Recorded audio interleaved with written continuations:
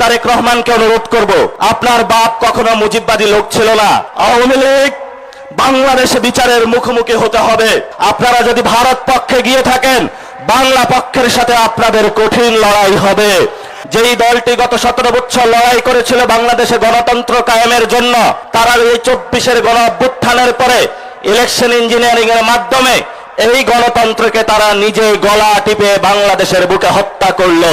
এটা দুর্নীতি এবং লুটপাটের একটা বৈধতা উৎপাদনকারী বাজেট, এবং এই বাজেট নতুন করে টাকা কামানোর ধান্দা। জনগণের উদ্দেশ্যে কয়েকটি কথা বলতে চাই।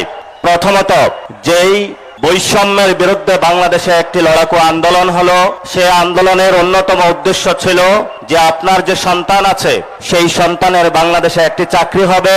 আপনি যে আপনার মা বাপের যে সেই হারানো জমিটুকু ছিল বিক্রি করে তার হাতে তুলে দিয়েছিলেন, বাবা তুমি পড়াশোনা করো, তুমি একটি চাকরি করবে, এসে তুমি চাকরি করে আমার হাতে টাকা তুলে দিবে।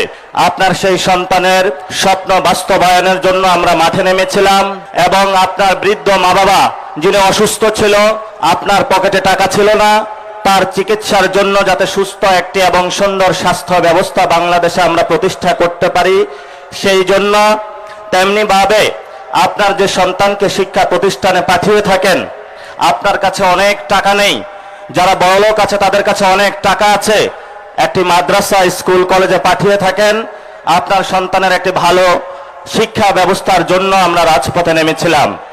আমরা যখন রাজপথে নেমেছিলাম সেই সময়কালীন আপনারা কিন্তু বিদায় আমাদেরকে জানাতে চান নাই। 26 বছর আমাদেরকে যখন আপনারা পালন করেছেন, প্রিয় সন্তানকে যখন রাজপথে হাসিনা খুনি সন্ত্রাসের গুলির